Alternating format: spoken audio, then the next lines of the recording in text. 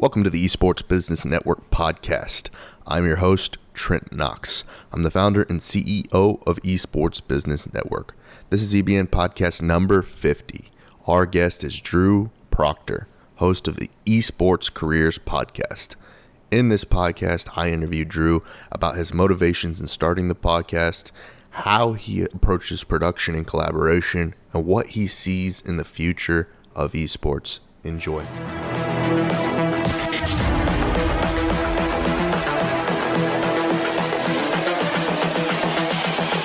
This is the future.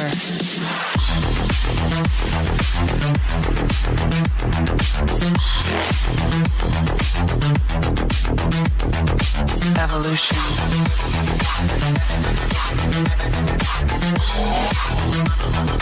This is the future.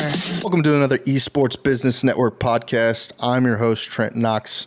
Today, my guest is Drew Proctor of the Esports Careers Podcast. Welcome to the show, Drew. Hey, Trent. Thanks a lot for having me on. I'm used to being the one that introduces, not the one being introduced. Feels a little weird to be on the receiving end of that. I want to be like you someday. I want to be on more podcasts. It's something that I've been thinking a lot about lately is trying to get onto more media platforms to expand like my reps, my practice in this game that we play in podcasting, playing video games, all these things different things we do. But it's something that I've been thinking about a lot lately. I've been dabbling into like the conference space and talking on panels, and upcoming possibly talking on like a solo track, kind of particularly talking about maybe podcasting journalism and some things. But yeah, man, it's a cool thing we do. It's a very cool thing we do. But go ahead. No, I really podcasting is something that's still pretty new to me. I've only been in the game for about a year, and so I'm still learning as I go. It's a really fun medium to work on. So yeah, no, absolutely. And for the audience, because we only do this on audio podcast, if you check out Drew's setup, he's got the HyperX headphones and he's got the Shure SMB with the microphone. He does this thing. He's in this business, and it's really cool. I mean, I've been able to hear a few of your podcasts and whatnot, and really enjoyed the show. And our shows are both like top 5 in Spotify right now. We're early, but it's really cool to see like top 5 esports podcasts. It's you, the business of esports talk, myself, and I think one other podcast that is really up there at the top whenever you search esports. It's really cool. There have been some other traditional media formats that come into the space and like ESPN and stuff like that, but those guys are gone. They couldn't last. You know what I mean? So it's people who are really passionate about it. They're going to carry it through to the masses and the big audience of people who consume audio content.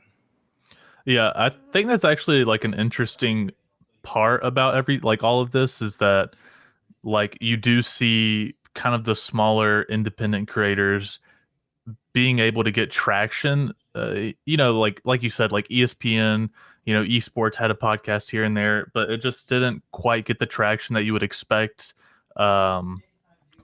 something of that size to get, right? And then you see, a smaller independent creators kind of building an audience from the ground up. And the reception, I think, to smaller creators is just awesome. I really love to see it, and it's fun to work in.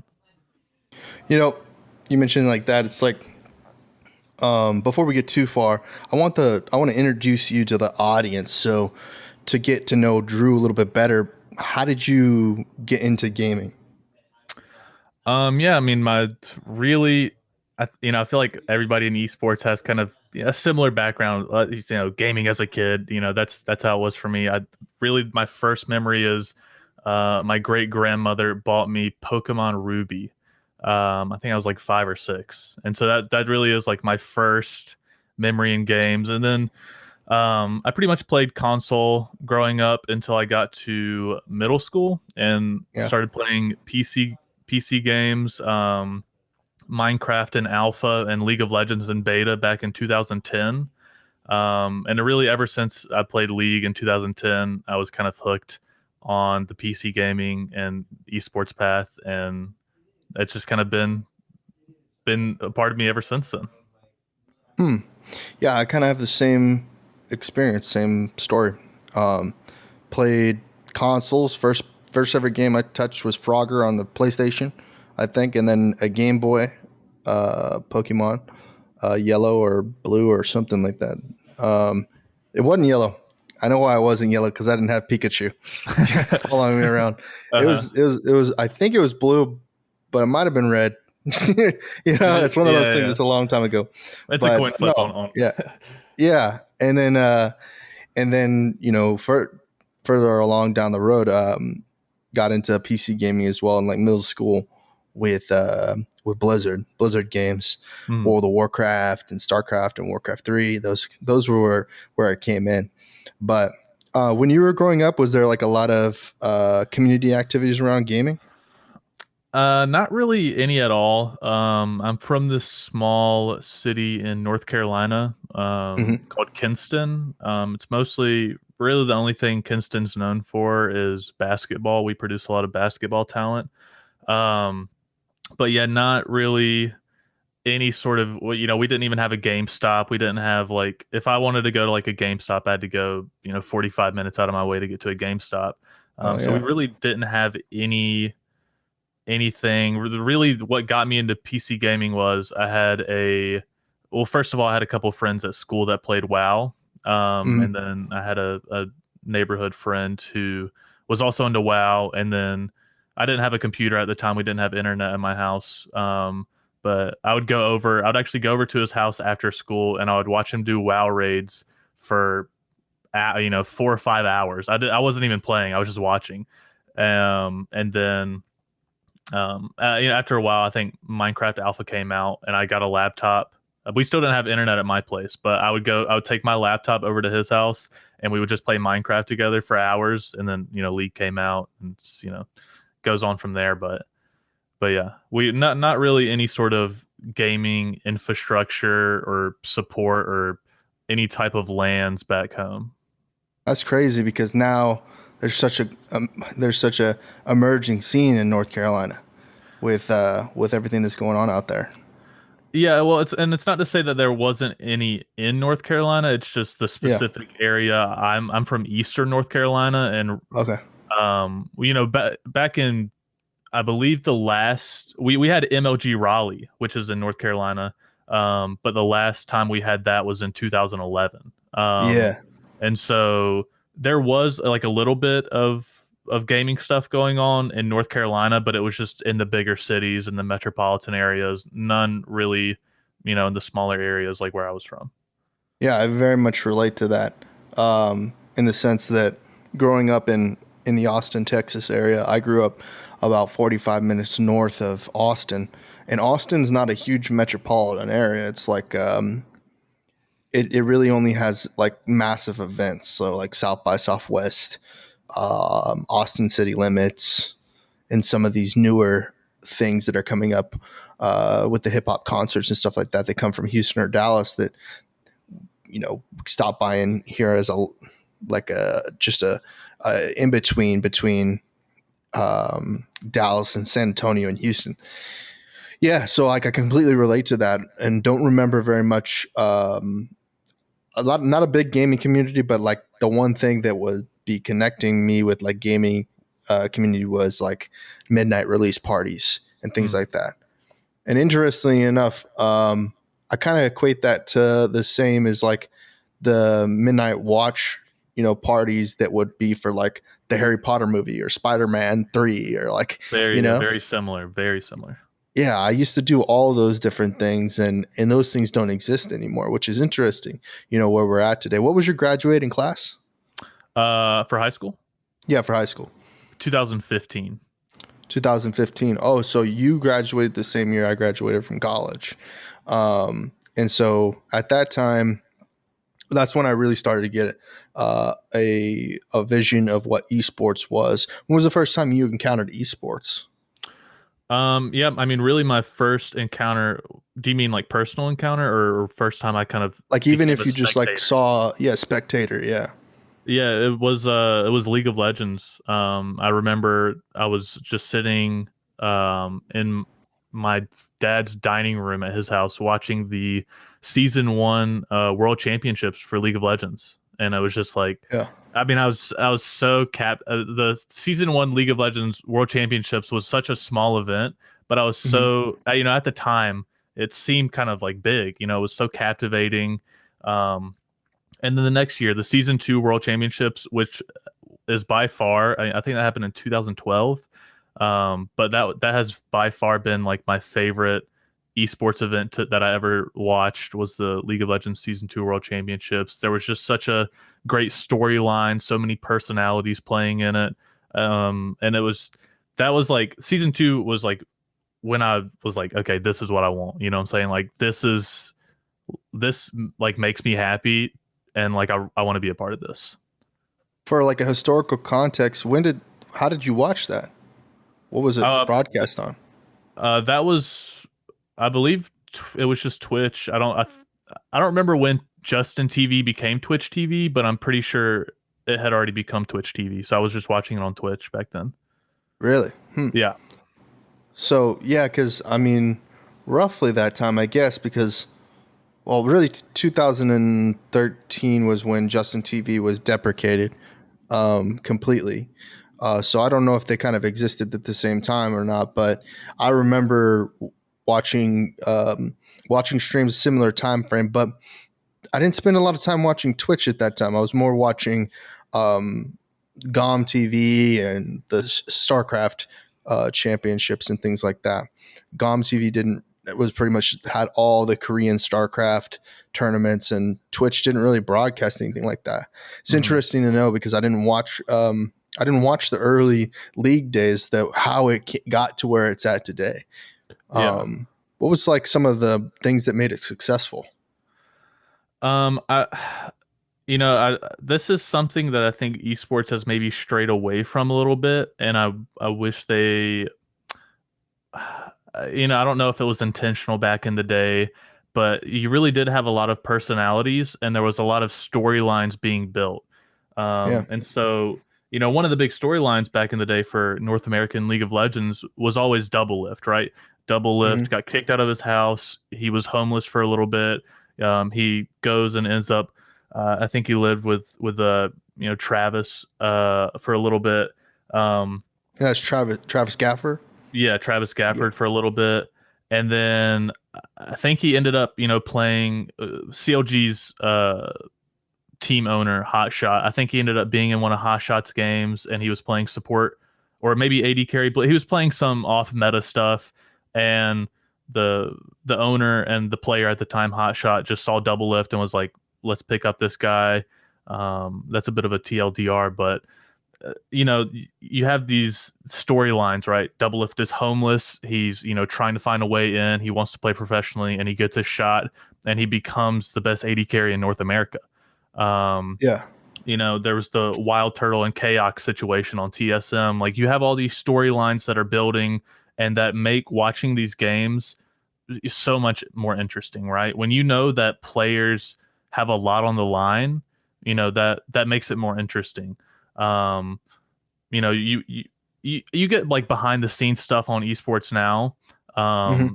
but I really feel like there's a lot less personality, at least in League of Legends. League of Legends is what I keep up with the most. Um, that's one of the things that the FGC does really well is there's a lot of personality in it, and Yeah. that's why people get into the FGC, and that's why they stay. It's because there's so much Mhm. personality, there's so much story behind these people, and because you really get to know the individuals. Um, I feel like esports has strayed away from that a little bit, but I feel like that is what made League of Legends in its early days so successful and helped it become the titan in esports that it is. Yeah. And for the audience that's new to the esports industry, FGC is Fighting Game Community. And the acronym is FGC. And it is one of the most grassroots, most well supported communities within the whole of esports industry. And it has its controversies, of course. and of course the fall of Evo last year was like very shocking, and we'll see if that's sort of something that they can bring back to life, bring something back from that, raise it back from the dead, or whatever it will be in the future. Did you go down the collegiate route? So I went to college at NC State. So I went to junior college first. I was able to get a scholarship. So my first 2 years, I went to community college, junior college, whatever you call it. And like I said, I was still at home, so we didn't have really any sort of scene for me to try to even. I guess I maybe could have, taken the initiative and tried to start something, but I just really didn't feel like there was enough there to work with. And so I finished up at community college and I transferred to NC State. And NC State actually has a very solid League of Legends team. But when I was in college, I just wasn't really in the headspace to be doing extracurricular activities. I had to put a lot of my focus into my classes and some other things at the time. And so I actually I only attended 2 or 3 collegiate esports events at all. And I think they were mostly just viewing parties. Cool. So I that's something I really regret, is not participating more in collegiate esports. And that is something I heavily preach to like anybody who is about to go to college or is in college right now. Like, get involved with college esports. It's such a great opportunity, and it's just like people have so much fun in it. You definitely, like, even if like you're like nervous or anxious, like just go do it. It's an amazing opportunity. Yeah, I completely agree. I also didn't have any. I didn't participate in any collegiate esports when I was going to college. It was. It just wasn't something that was really promoted or like really. I was in gaming programming classes and nobody ever talked about esports. Nobody ever talked about these things, even though I was personally watching it. I didn't feel like a sense of community at all involved in it until much, much later. In like 2017. What was it that you, and again, for everybody to know, Drew Proctor hosts the Esports Careers Podcast with Robin Silk. And what was it that how did you guys come together to bring this idea into fruition? Yeah. So initially, the Esports Careers Podcast was a solo endeavor. That was kind of something that I started. It was, I had been laid off at the start of coronavirus, just like, most people, a lot of people lost their jobs. And so I was just kind of hanging out at my house every day. I really didn't have much going on. And I would literally just sit in my room like all day. I'd like be on Twitch. I would just play League of Legends. Like I really had nothing going on. And I stumbled across a YouTube video of, I think her name's, it's either Anna or Annie Molly. She used to work for 100 Thieves. I don't think she works for them anymore. But there was just a clip from one of her live streams where she had just brought somebody on from Tempo Storm that worked for Tempo Storm, and she did just like quick, like 8 or 10 minute interview with them to talk about how they got their job at Tempo Storm. And I thought it was really educational. I was like, wow, like that was amazing. Like I wish there was more of that. Like I wish there was like more interviews with more people so I could learn more about how these people got into esports. And I didn't find any. And a week goes by and I'm like, man, like I really want more of that. And I was like, I bet I could do that. And but I didn't really think much more about it. And another week passes, and I'm like, okay. I was like, let me like take another deep dive and see if anybody's done this. And if nobody's done this, then I'll do something about it. And so I end up not really finding anything similar, and I'm just come up with the idea. It's like, okay, like I might as well do this. I don't really have anything going on right now. I can sink a lot of time into this and kind of get this off the ground. And so that's where the inspiration from it came. And we started, well, I guess I started in July or August of last year. Mhm. And then, I was doing episodes. Really, the purpose I guess I'd never really explained what the podcast is. So for the listeners, the podcast is essentially we bring on people who work, who have a career in esports, who are professionals in the industry, and we bring them in and we talk about their journey into esports, how they got where they got, what kind of advice they would give to somebody trying to get in their shoes, just kind of stuff like that. Hearing everybody's backstories. I've always thought hearing people's backstories and how they do what they do is really interesting. And so that's what the podcast is about. And it's a great, I'm able to network with a lot of people, which is great. And then people are able to get, information, and maybe get like a resource. Usually these people that I interview are down to talk more about esports with people who are trying to get into the industry. And so, listeners, can maybe DM them after they listen to the episode and they're like, hey, like I listened to you on this episode. I'd like to talk with you more. Right. Mhm. So that's what the podcast is. And then I believe, like I said, we started around we started around July or August. And then around September, I had Robin message me on LinkedIn. Mhm. Um, and it was essentially just saying like, hey, like I really like the podcast. I think it's a great idea. And we talked for a little bit, and he was like, yeah, if you like ever need help with anything, like I'm trying to kind of get involved in a few extra projects here and there. And that Robin was working with Deloitte at the time. And so I was like, yeah, I was like, well, actually, like I'd be down to like, have somebody help me out with this. Like, what would you be interested in doing? Like, would you be interested in like doing your own interviews and reaching out and doing your kind of own episodes for this? And he was like, yeah, he's like, I'd like to try it out. And so his first episode, I believe, was with Adam Fitch, who works for Dexerto. Mhm. Um, and ever since he did that first episode, he just really enjoyed it. And so we talked a little bit more, and we kind of made it a co-op thing, Mhm.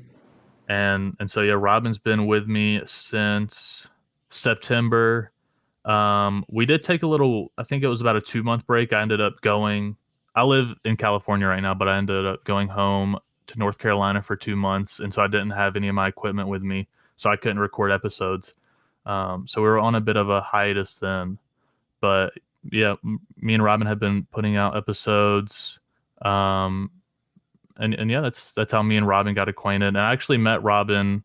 He is from Denver, Colorado, and I was actually in Denver Mhm. 2 or 3 months ago, and I was able to meet him face to face, and we got lunch and hung out for a little bit. But yeah, that's kind of the story of the podcast and how it came to be, and how Robin hopped on board as well. That's interesting. And then we'll talk a little bit more about how his career is kind of changed. And since you mentioned he used to work at Deloitte, formerly at Deloitte, and now at Riot on the Valorant team Correct. side. And it's interesting because kind of simultaneously at the same time, I pivoted into doing the podcast for this show, because the Esports Business Network started from my desire to understand how people build businesses in the industry, not necessarily how they become a caster or how they become a journalist or how they form some career in the industry, which is what kind of, in some ways, is why our podcasts are kind of perpendicular and parallel at the same time, and why there's a lot of value on both of them. Is a lot of people in the industry, their desire is to be involved. They want to get involved, but they don't know what or how to get involved in a way that will be most meaningful to them. It may mean that they need to be entrepreneurial. It may mean that they need to be kind of a soldier in another person's army in some way, and get involved and get some skill set development out of like an opportunity inside of someone else's company, or however that works, and whatnot. So what was some of the careers that you were thinking about first when you started the podcast? Were you thinking of interviewing specific people, like casters or like players, or how were you thinking about that? When I started it, I wanted to talk, and still I want to talk to everybody. I want to talk to interns, I want to talk to CEOs, and I want to talk to everything in between, because I think getting all of those perspectives is beneficial. Talking to a CEO of, let's just say, an LCS team, which I haven't done yet, but you're going to be able to get a lot out of that. You're going to be able to hear about the finance side. You're going to be able to hear about the hiring side. You're going to be able, CEO handles so much. You're going to be able to hear all these aspects, right? On the flip side, if I talk to an intern, right, I'm going to be able to get so much out of them as well, right? Like, they are so fresh that everything that they tell me is, happened, within the past 4 or 5 months. And so everything I'm getting from them is very still relevant to people. If I'm talking to a senior in college who's an intern with the esports team, a sophomore in college is going to be able to benefit from that so heavily, from hearing their experience, from hearing how the application process was, what have they done before to put themselves in this situation to get hired for this esports team as an intern. And so, interns to CEOs, people who work in operations to people who work in accounting. Like, I want to talk to everybody. Nobody is, nobody is uninterviewable, because I want to hear all their experiences. Yeah. So you mentioned that you had the free time to start the podcast and go on this journey. Where do you see yourself also working in the industry, aside being a content creator, or whatever we want to call this role? It seems kind of interesting, the space that you and I are in. I'm not sure exactly what it is. Yeah, I do. So that's honestly the reason I started the podcast was, there's so many reasons, and that's why I was able to justify putting so much time into it, is because I saw the value in doing it. So, one, I was able to create content that wasn't available before, that I wanted the information myself that I also thought other people would want, right? So create content. 2, I'm able to get my name on something that also says esports on it, so I'm able to associate my name with something esports related, which I didn't have before, right? Because I wasn't involved in collegiate esports. And so I needed to get some association. 3. Can I interrupt you real quick? Because I think this is something that you might have value at it. Do you think there's a disassociation between connecting esports in the amateur sense to professional esports, or being a professional esports player? Like, for instance, people who are regularly playing in wager tournaments, are they considered professional esports players? That's a really great question. Do you mean like people who just like play in like smaller time, like leagues, in a sense? I guess I mean like even a Nick Merckx. Nick Merckx right now is probably one of the highest paid Call of Duty content creators, but he built his whole streams off of wagering and playing in online wagers, and he made his money off of playing in online wagers, not off of playing for a Call of Duty team.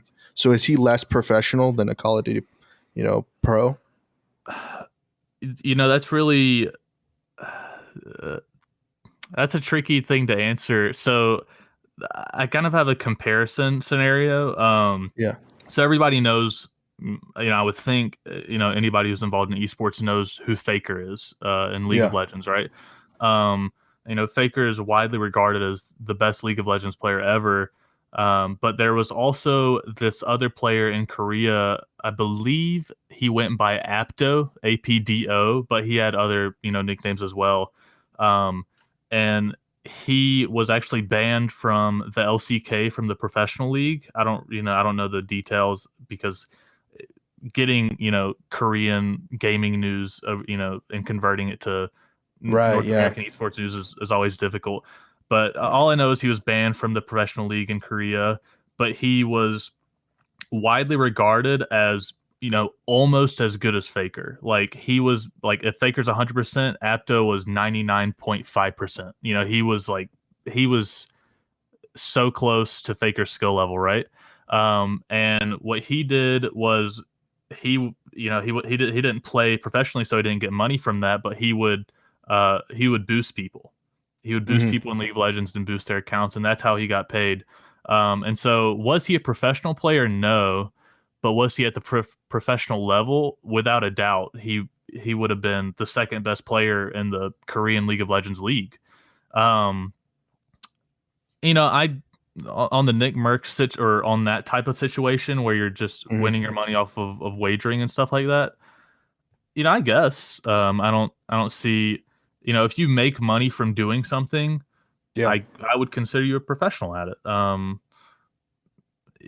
an extent, I guess. But I'd say so. Yeah, and the reason why I kind of interrupted you there, because I saw the conversation going down this path of like what it means to be in the esports industry, because there's this adjacency, because you mentioned having your name involved or aligned with something esports related, and that sense of a validating factor of what potential employers are looking at.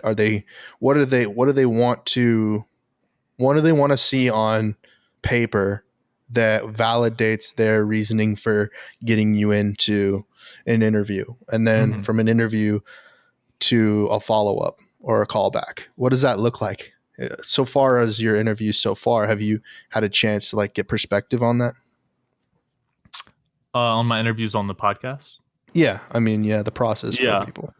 Yeah, so it really differentiates, per person, right? And so I had this woman named Lily Lewis on. She works for CLG, and she just went through the normal hiring process, right? She applied online. She went through a couple interviews, and she ended up getting the job at CLG.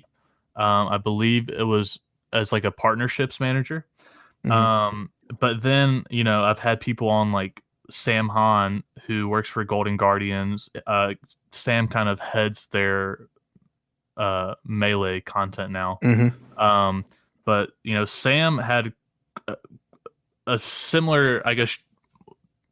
Sam made content as well to start out with, right? Sam was making content where he was talking about how these LCS teams could be doing this better in terms of like branding and marketing and whatnot.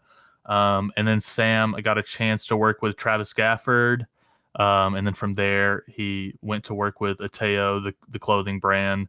And then I believe he just got kind of a freelance thing working with Golden Guardians, and he did that for a weekend, and they were like, we think we could hire you on full time, And so, that's the thing, is that there's no like one way that's kind of why I have the podcast, is because there's no one way to get a job in esports. There's, everybody has their own unique way where they did this, and this, where some people only do this and they're in, you know what I'm saying? Some people have to jump through so many more hoops, while some people just submit the application and they're in, but yeah. Yeah, no, I completely understand what you're saying. And with Sam, it's interesting because I discovered his content. I discovered him along his journey when he was already at Golden Guardians, doing like live streams on YouTube and Twitch, getting people's resumes and reading their resumes to and giving them like feedback on their resumes, which is something that I think is actually credited to Devin Nash for how he kind of at the largest scale kind of was doing that, and that's how I think Sam started his doing it on his channel. Everybody kind of starts at a different staging lane per se in the race to being involved in and successful in esports. Interestingly, with your co-host Robin, what was the process for him to get to working at Riot for Valorant? Yes, so I don't know kind of, the play-by-play on that, but I think I can kind of give a general overview for that. So Robin and I are same graduating class for college, 2019. We're the same age. And so I believe right out of college, Robin went to work for Deloitte. And Deloitte is kind of this all-encompassing accounting firm. They do some consulting, I think. They do a lot. But Robin worked for them for a year or maybe a year and a half. I'm not really sure. And then, he started doing the podcast with me.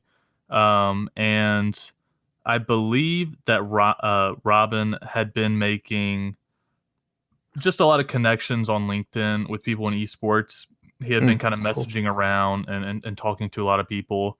And I believe it was somebody that he knew personally that was already working at Riot, had reached out to him, and they were like, yeah, we have this, job opening at Riot. It's a contract position. And he was like, I think you should apply for this. And so Robin had already been kind of looking for some new jobs. I think he was trying to kind of get his first foot in the door with an esports job. And so he had already been looking, and his acquaintance messaged him, and Robin applied, and he went through the normal process, and he got the job with Riot. Oh, I see. I see now.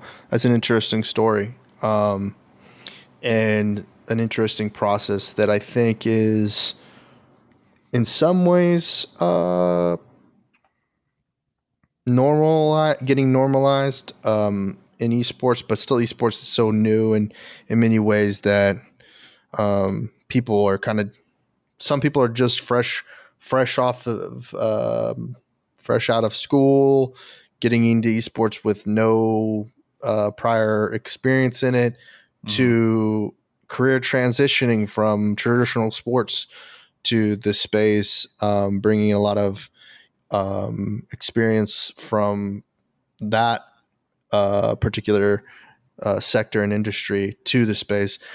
And then there's people who've been in the esports industry for their whole entire life that are like, going from organization to organization, finding different roles, kind of like a Travis Gafford, who we've mentioned before, who's gone from different orgs to different orgs, working in different capacities as on-screen talent and behind the scenes.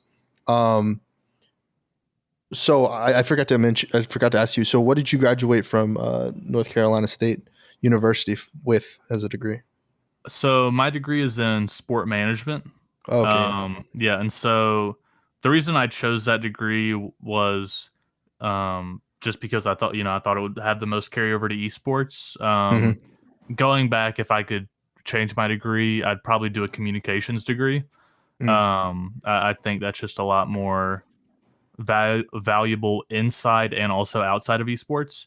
But all the work that I've done, every place I've worked, I've worked in sports and recreation, since I've been working. And so I was working for the Parks and Recs department back home, before I got laid off because of Corona.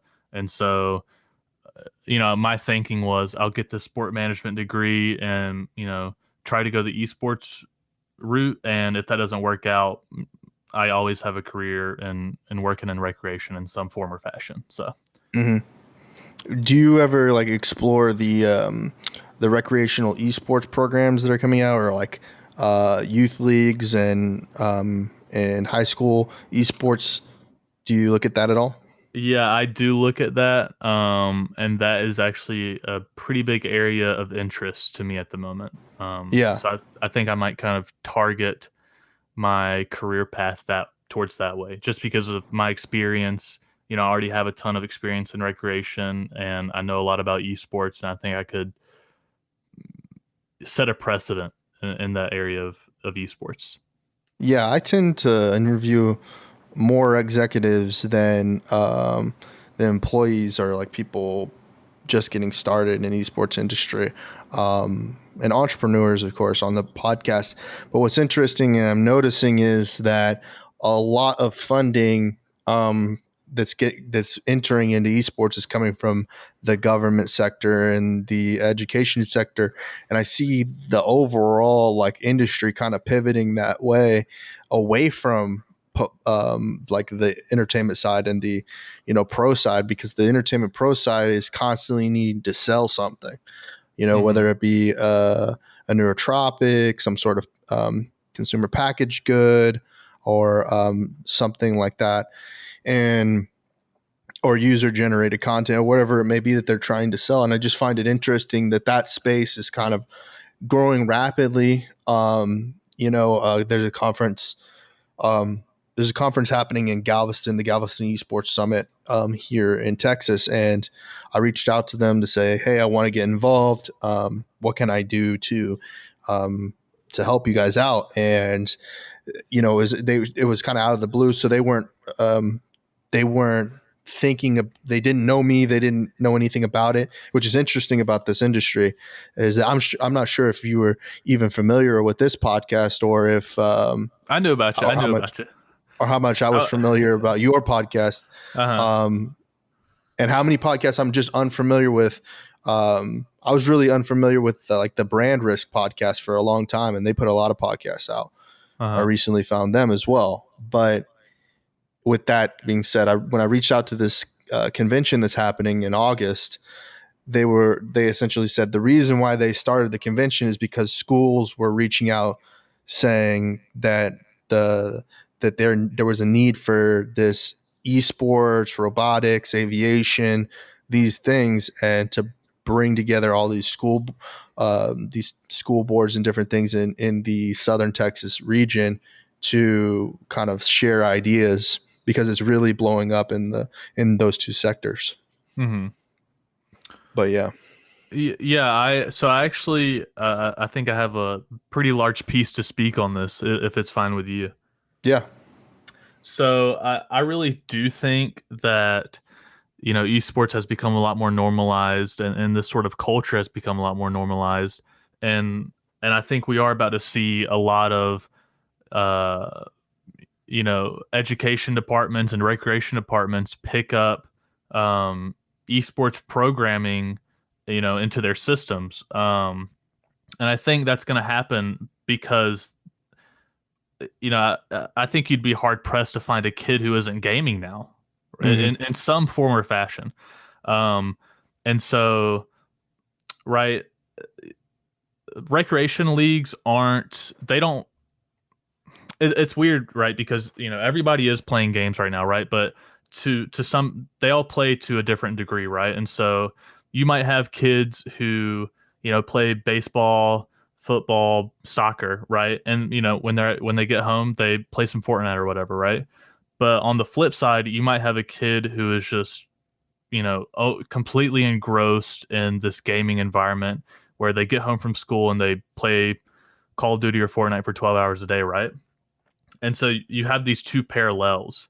And I think what government agencies are starting to realize is that, like, these kids that are just like at home should be involved in some way, but they don't really know how to get them out to play baseball. They don't know how to get them out to play soccer, right? And so I think that the happy medium that is going to benefit everybody is going to be, a rec league hosting, an esports, league, rec league or whatever, esports tournament, right? Because first of all, you're going to get these kids who are already involved in recreation, that already play video games, that, they play baseball, they play soccer, whatever. they play video games in their off time, they're going to want to play in it because they enjoy video games, right? And then you're going to have these kids who exclusively play video games. They're going to see it and they're going to be like, wait, like, yeah, I want to play in that. Like, I want to go out and be in this tournament or whatever and like play against people in real life, because playing against people in real life is way funner, you know? And so they're going to go. And I think, you know, you're going to have these two groups mingling, which is great. You know, it's great for kids to socialize, especially when they're, you know, some kids are just shut-ins. And what's going to happen is some of these kids that, you know, exclusively play video games are also going to start getting involved in traditional recreational sports. And I think they kind of see that, first of all, it's just like, it's good for those kids to socialize when they don't get a lot of socializing, especially during COVID, but that they can also try to bring them out of their shell a little bit to play in traditional rec league sports. Yeah, absolutely.